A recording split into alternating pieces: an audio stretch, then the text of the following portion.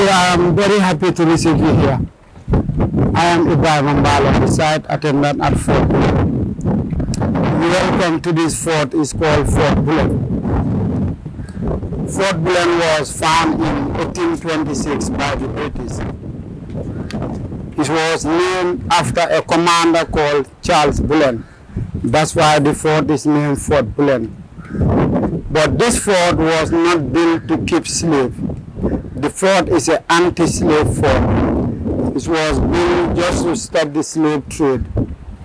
Because of the British, they are the one who abolished slavery throughout West Africa. That was in 1807. So that decision came from the Chief Justice of England. Before that, the British started export the slave in the Gambia 1600. 1807, we are trying to stop it. But because of that time, the slave trade, this was one of the most profitable business between West Africa and American. So at that time, there are some European who doesn't agree with the British bill. It's called the illicit slave trafficker. This was the Portugal, French, Spanish, American, and also the Dutch. And when they are coming with a slave ship, they must pass through here because that's the mouth of the river Gambia. Before they settled Fortbullen, there were the other island called James Island. Now they changed it to Kunta Kinte Island in 2011.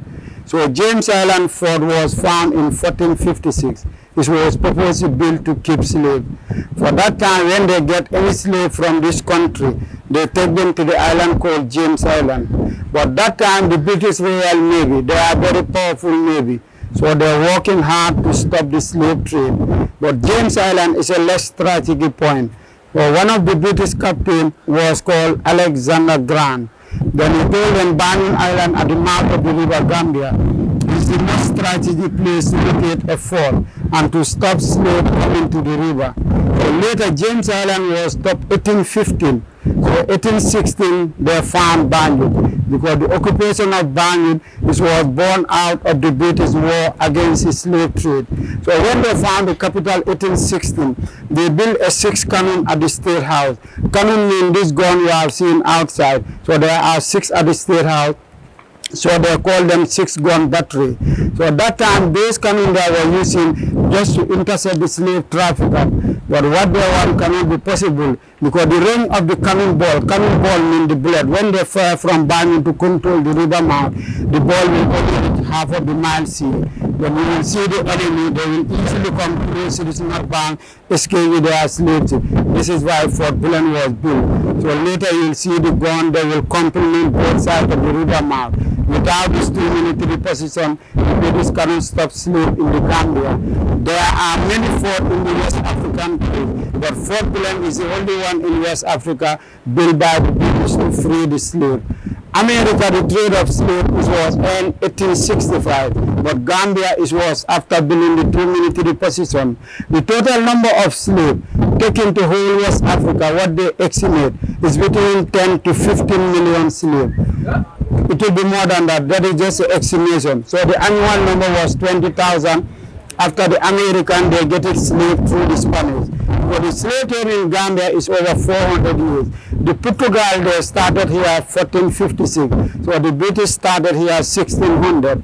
1807, they were trying to stop it. But if you look at those miserable men and women and how they packed those slaves into the slave ship, many of the slaves they died on the way before they arrived in the New World. So a new world called America. Most of the slaves they were captured in a war and later brought it by a right man in the market. So the town and village they are destroyed. Africa lost 100,000 men and women every year. So that is why several African kingdoms they went to war against each other simply to win more slaves and sell them to the European. That's called the triangular slave trade.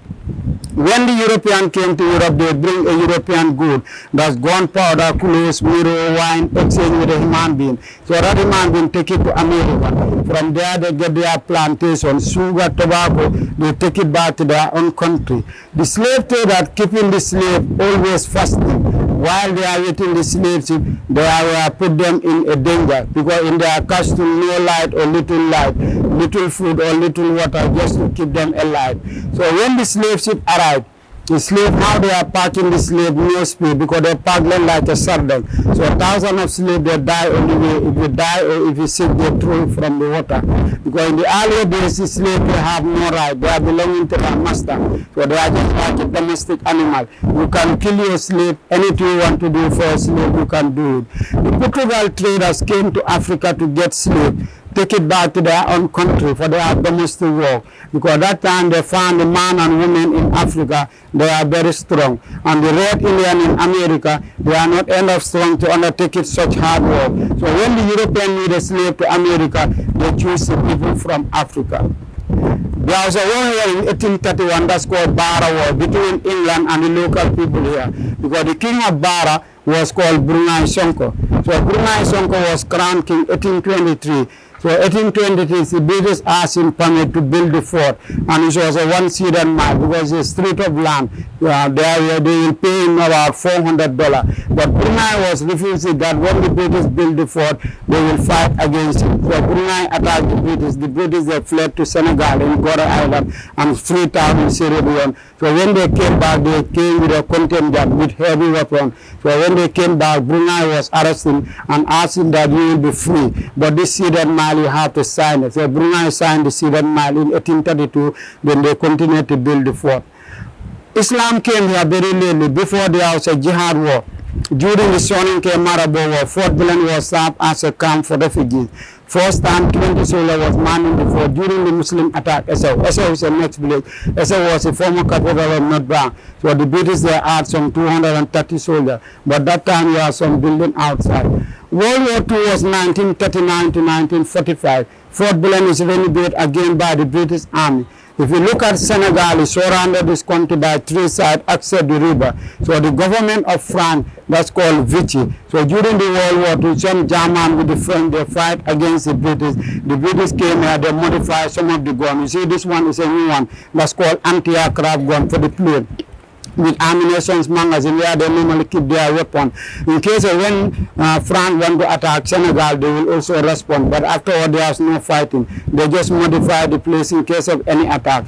And the Gambian soldiers were also trained here to go to the Burma War. Because in the Gambia, the colonial fort we have here, only three.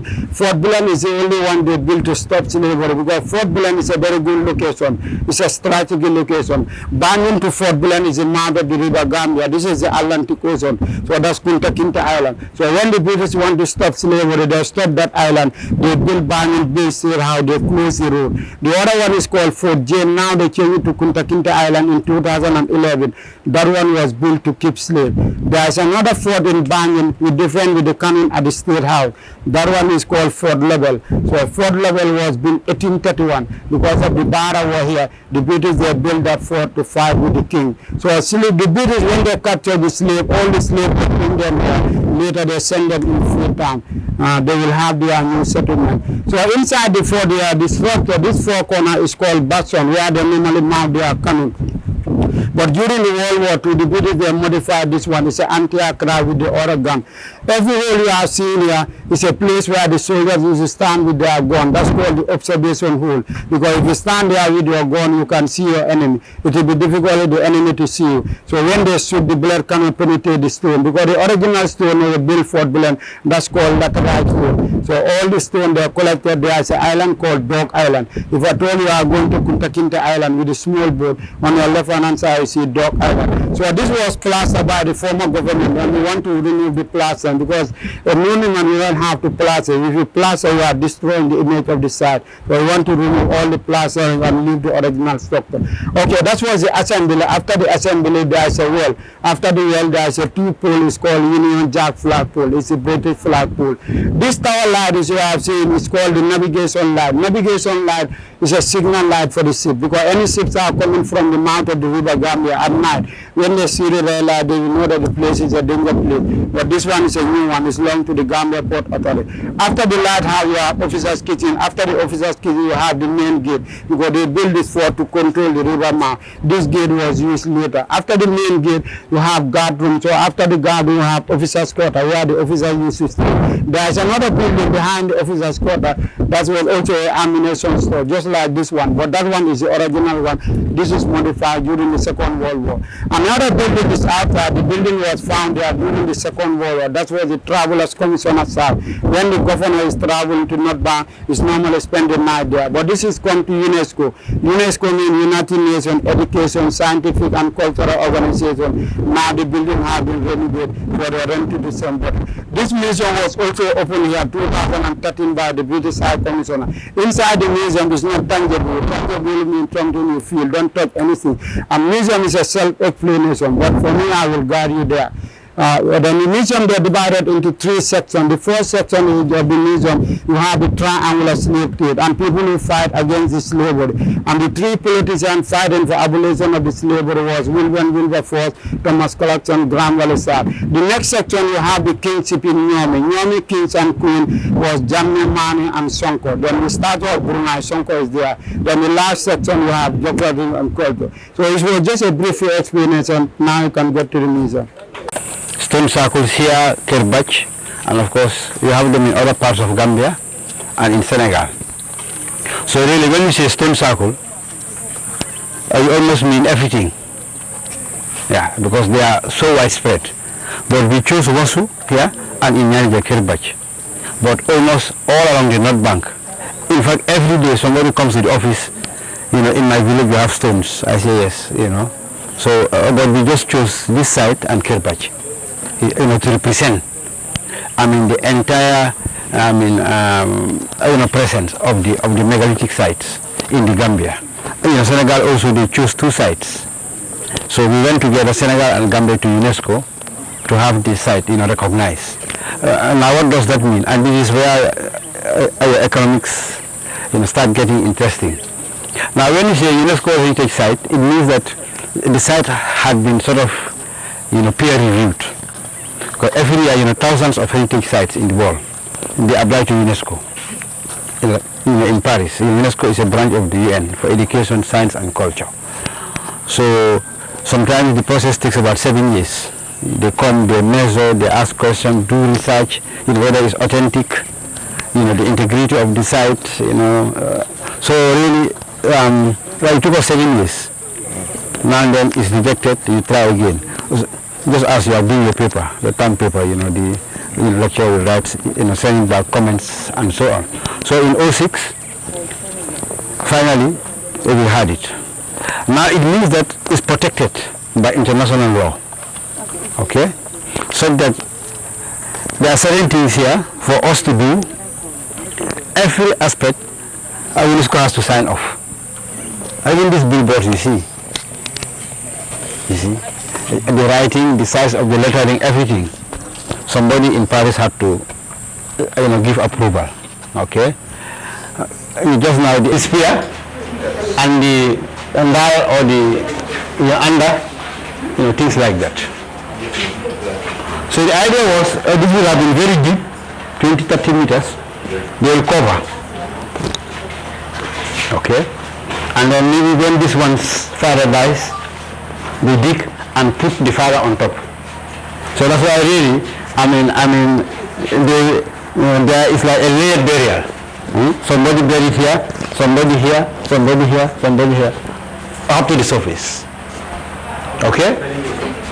So here, we are trying to see how we are able to transport the stones from the quarry to here. See?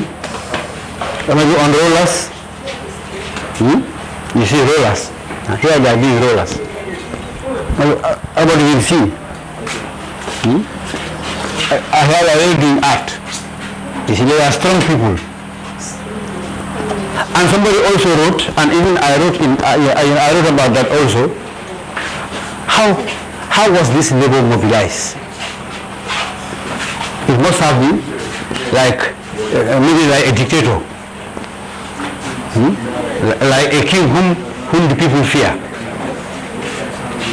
Because that's the only kind of government who can make people to work like that. You see? Huh? Because it's so, 10,000 kilos. You see? So maybe like a real despot, a very powerful ruler, like strong government. Strong government to make people,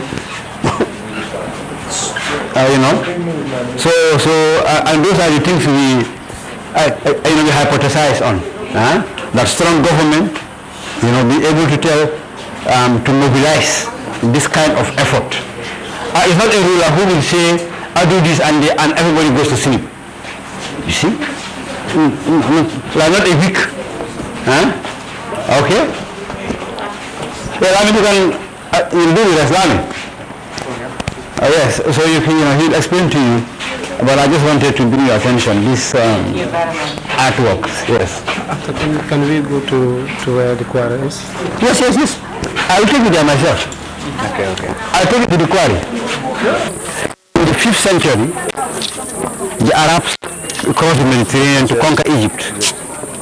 They become Arab land. And become Arab land.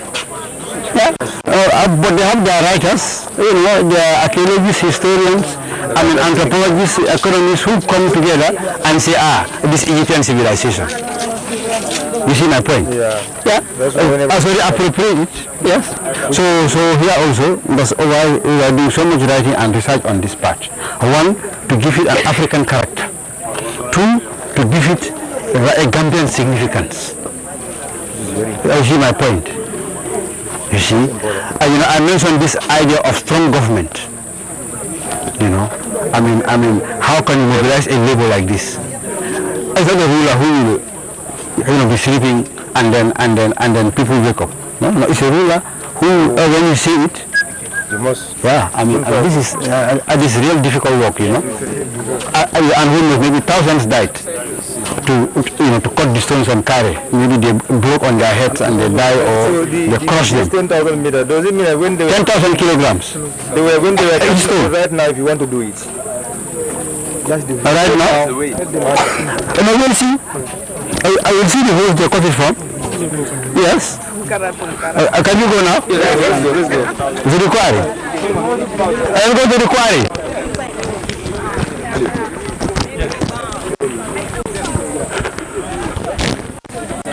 I'm going to the quarry. Please,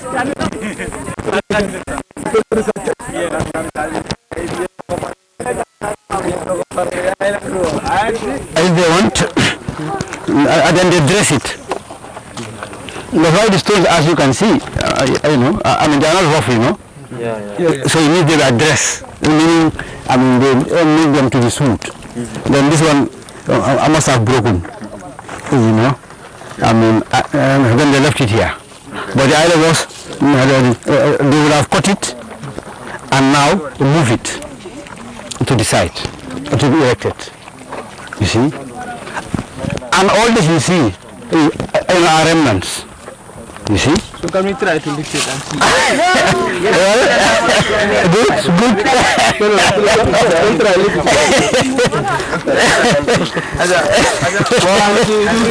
That's interesting.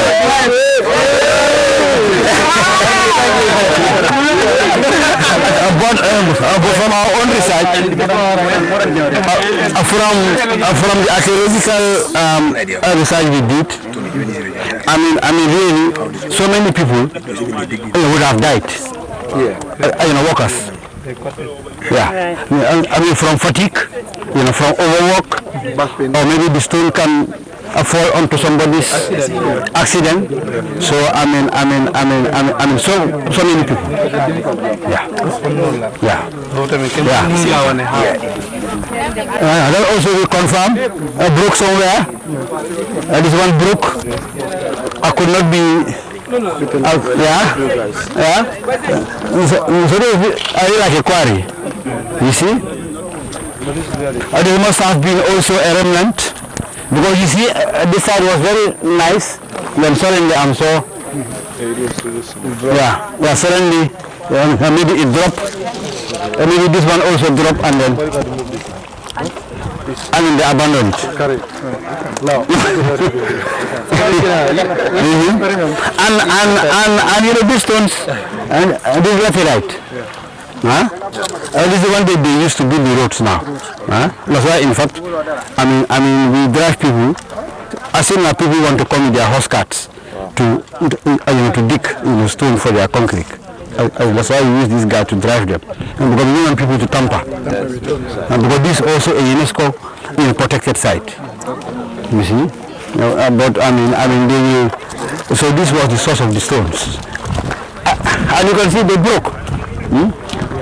And it is very nice, but I don't know why it broke, you see? It broke. And they left it here. Yeah, so they are carrying and then suddenly, you see? But you can see the dressing. You see? I mean, cut out. And sometimes you feel that this was not cut out from here, maybe from there. And then maybe on the way. Yeah. You see?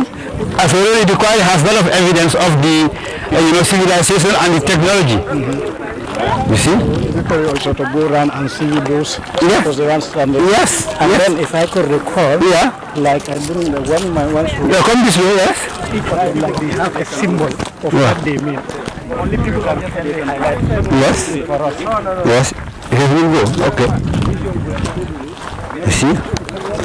Unfortunately, you see? Yeah. For this, I think it's clear. For this, somebody can even see it. It looks like this came off from this. Yeah. So, but really, what we are really impressed by is the technology. And of course, they use iron tools.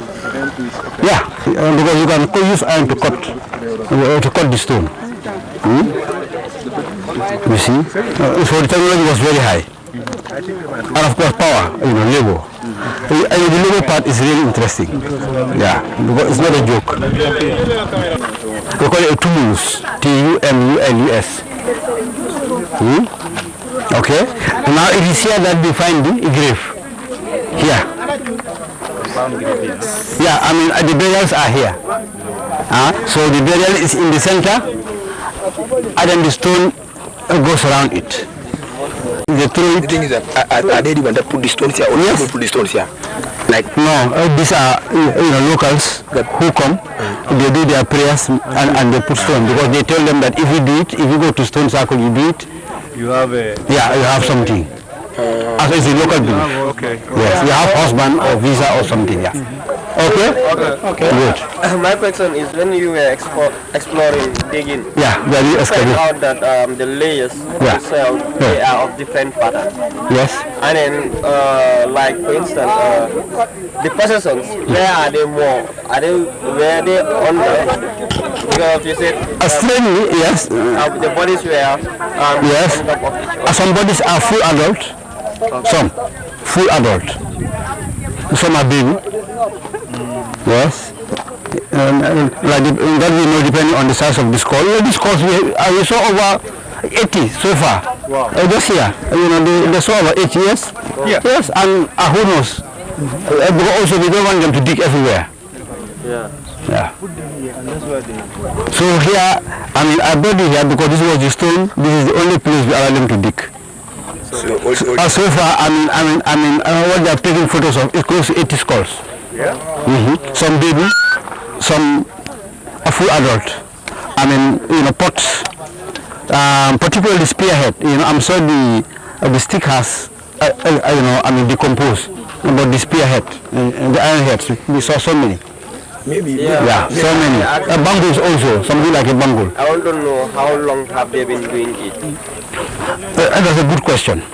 We say it's a civilization. Meaning,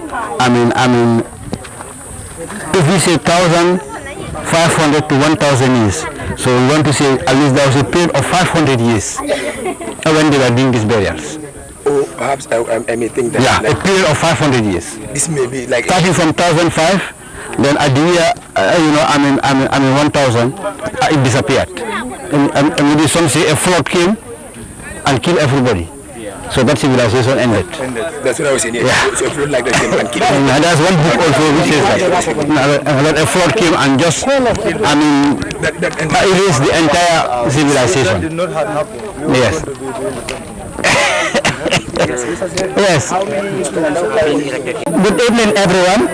Now, Mr. Caesar, I wish to express my profound gratitude on behalf of the Executive Council and the entire student of School of Business and Public Administration for the warm welcome and sincere appreciation for taking us through, because we all know that coming to here, we all know the protocols that normally follow, but the way you are the one. My name is Abdullah Sidibe, and they call me Alaji Sidibe, Mr. Sidibe. And I have been here since 1996, explaining it to the tourists, students, a lot of guests who normally comes here. So like that, it was my father before, but he's very old, and now it's me who is taking care of the place here. A lot of school children, private visitors, group of tourists, I used to come here. I'm the one who normally explain to them. So like that, this place here is an underground dungeon. We are going inside there. When we go there, there are seats inside, whereby you will sit down, some of you will squat down. Then I will briefly explain to you there. After the explanation, if you have any question or any doubt, you are free to ask me a question. Do you understand it? The slave market is there, but it's been falling down. There is no more slave house there. That's where they kept the comfort slaves. So the aggressive slaves are kept in the underground here. The comfort slaves are kept at the slave market. The market has been falling down, nobody's taking care of it. So now, this is the only one left here. Do you understand it? So when we go there, just we keep the boat rolling, then we can go small, huh? Yeah.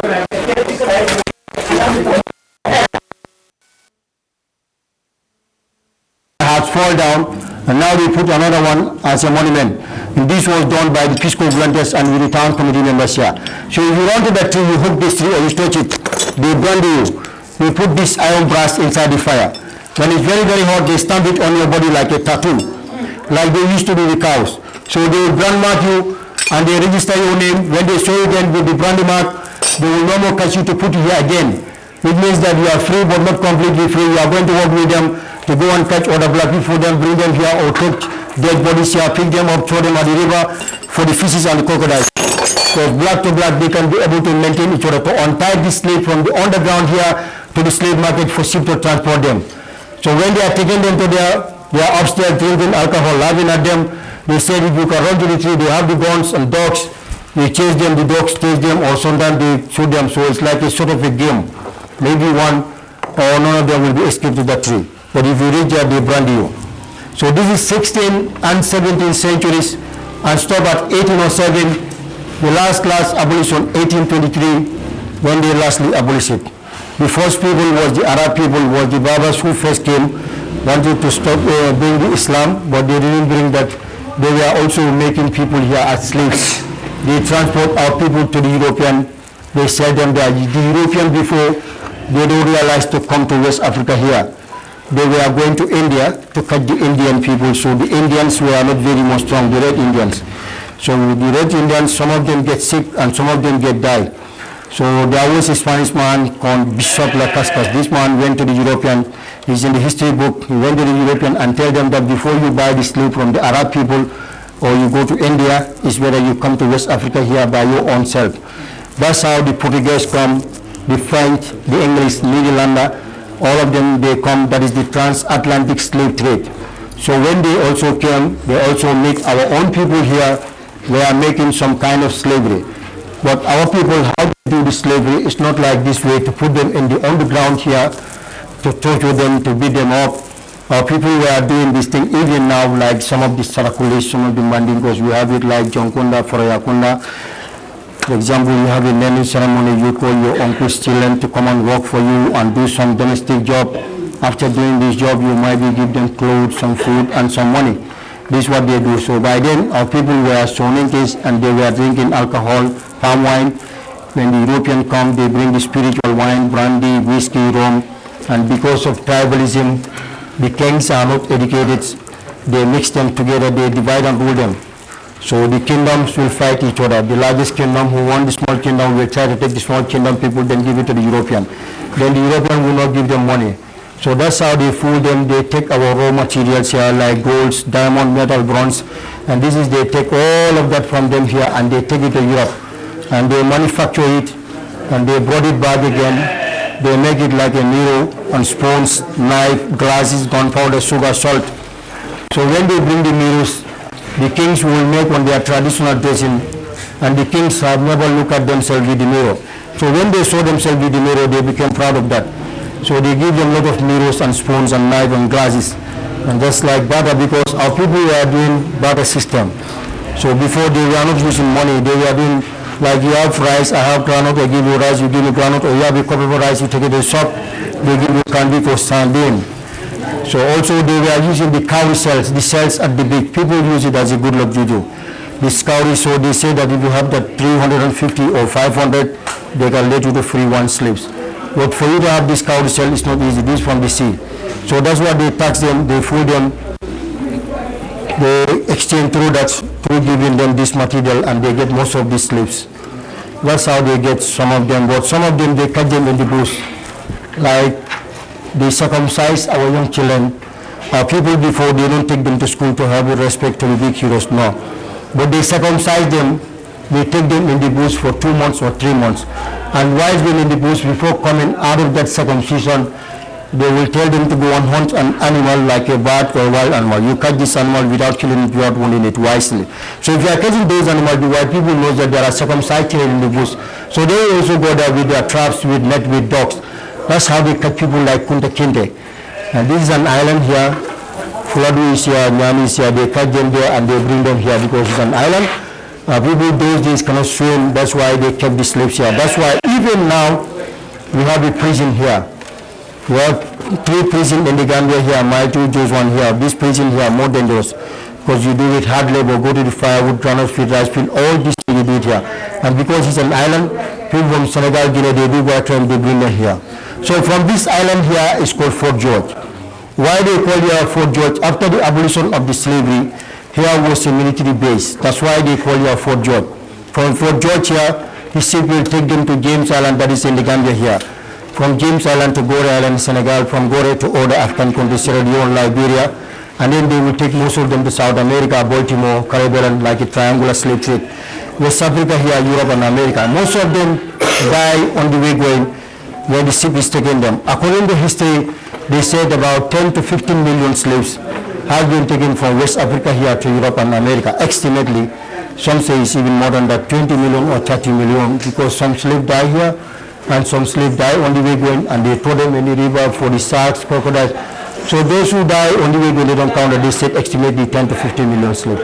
And that's why when the slavery is about to finish, William Wilberforce, Captain Grant, Thomas Classing, and William Saab, we name them, there are a lot of them. These people also came, wanted to stop the slavery.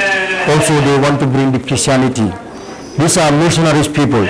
So the missionaries people came from England to Sierra Leone to here, and they built the church here.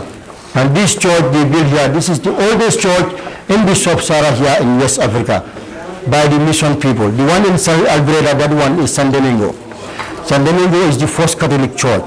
This one here is the first mission church by the Methodist people in 1823. When they built the church, they said education is better than silver and gold. Now when they say that now, they build the school here, they build another school in Banjul. So these are the 2 schools in the Gambia, the first school in the Gambia here. And they were taking the king's sons to that school. Only the selected men people like the king's sons, they take them to the school to educate them so that when they learn, they can talk to their fathers will not exchange our people by material. That's what they do.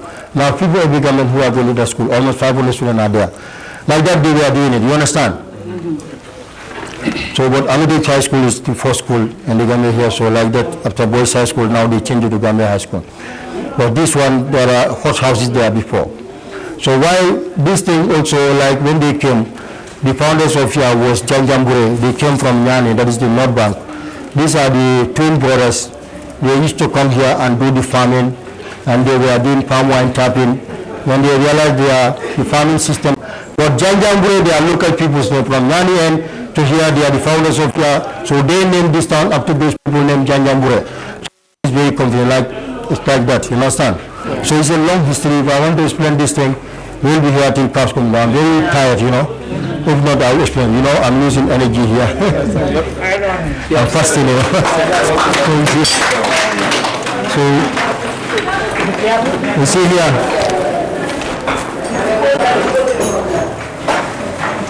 So this place here, solitary confinement, like 4 people here, 2 people here, that they put it to your neck here. And then they will change you at your neck, you're going to get stances for this is cell here. So you're going to understand, this will drag you down, they will change you at your legs, so it will fish you down. So they will beat you here, this is a pillar to support the floor. So they will beat you here, and this is cell here. Like I told you, students come in here, they write their name on top. So this was cell here. We are in the downstairs here. So you always bend down, and those people, they are not like me and you. And they are more energy than giant, very strong. So if I told it's me and you, we all die here, even one day. But God has made it for we to learn from these people. But if I told, we all learn from these people, and then still now slavery is still going on. Like from my experience here, I've been here for over 20-something years. But I'm seeing a lot of doctors, they coming here with some old tubabs, grandmothers of tubabs and grandfathers of tubabs. If I want to, I can go to Europe now, I'll go and come. But they keep me here, but these white people, they just in for their interest. We go for them, they give them something.